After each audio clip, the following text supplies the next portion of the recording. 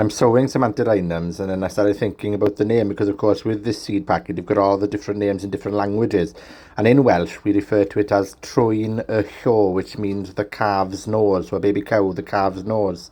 But then in English, you've got snapdragon. You've got the French here, which is mouflier, which is like a snout, an animal snout. You've got the Löwenmaul, which is like the snout of the lion or the mouth of the lion.